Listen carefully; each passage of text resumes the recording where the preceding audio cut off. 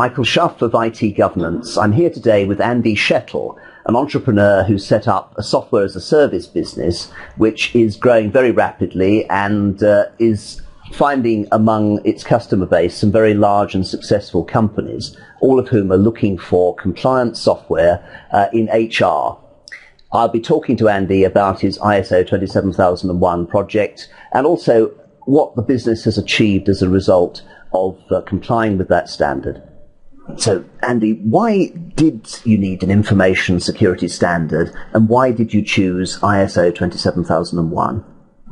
Workforce Metrics needed a standard to demonstrate to new clients, current clients, that we take the information that they entrust us with in the system very seriously.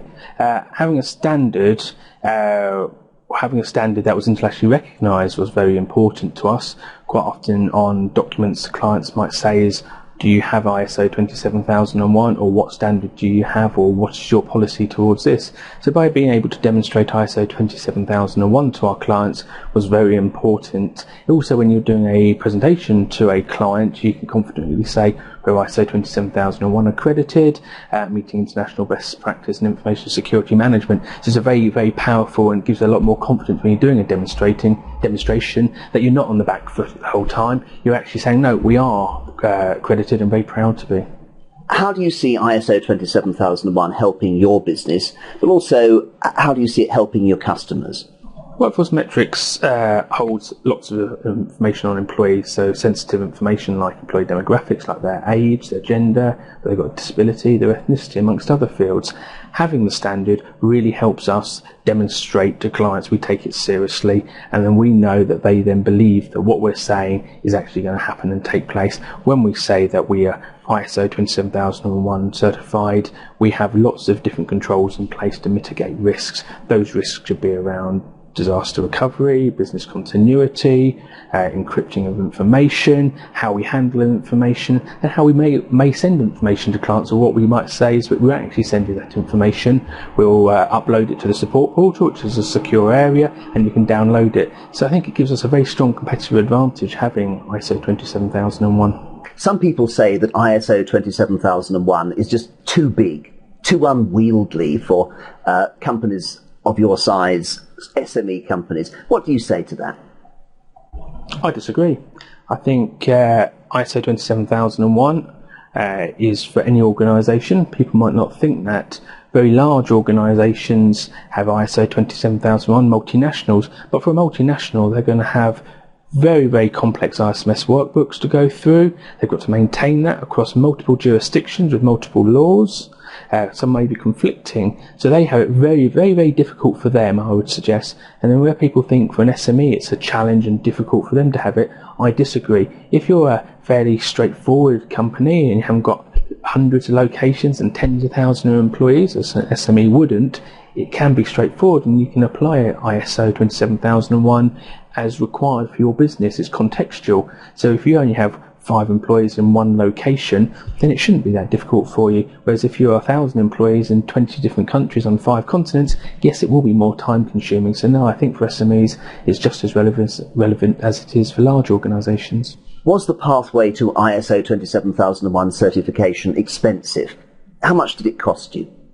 The certification, the whole process, including audits, was probably around under 6,000 marks. So with IT governance, it was a bit below 5,000, and within that included a week's training course as lead auditor for ISO 27001. So it's not just a case of let's help Workforce Metrics achieve ISO 20001. It was let's work with Workforce Metrics, achieve 27001 so they can stand on their own 2 feet afterwards, and then look at how they can then maintain it going forward. So no, I don't think it was, would I say it's expensive? It is a cost for an SME that they need to find, but I think longer term the benefits will repay itself many times over. What were the benefits of using an experienced consultant from IT governance to help you with the project?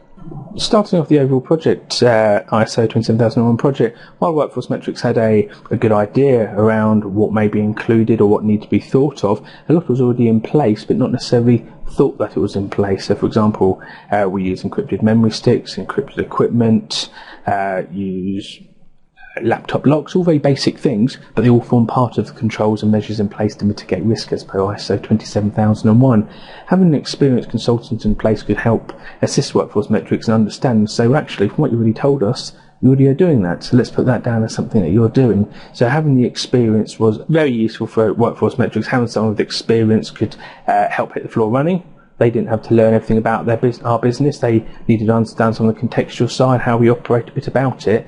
But they had a lot of experience they could draw upon from similar organisations, larger organisations, and how they could apply that to Workforce Metrics. So experience is really invaluable to get us moving forward on the project, as without it I think we'd still be here 6 months from now, still looking to gain certification. And would you recommend to other entrepreneurs that they take this course? I think so. I think if your business is selling software or something similar to that, I'm very sure there would be a good reason to have ISO 27001.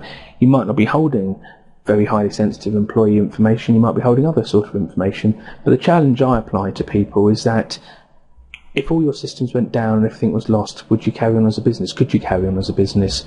Do you, as part of ISO 27001, you're looking at business continuity, disaster recovery. What do you have in place for that? Do you test that your backups are working once a year or every 6 months? I would always challenge people saying, you tell me a reason why you don't need it and I'll probably counteract that. And an example was the other day when I was at the dentist, and they have multiple computers that take x-rays, store information. And I was thinking to myself, I'm very sure they haven't got ISO 27001, and I wonder what they do for their backups, whether it's just an on-site backup or an off-site backup. At the time, I probably couldn't speak too much, my mouth's a bit numb, but in my thinking, nonetheless, I was thinking, are they ISO 27001? They probably weren't, but it just raises the question that it actually applies to everybody. Andy, thank you very much for those answers, and I'm sure there'll be plenty of people who follow our pages who want to find out more about your company, workforcemetrics.co.uk. That's it. Brilliant. Thank you very much. Thank you.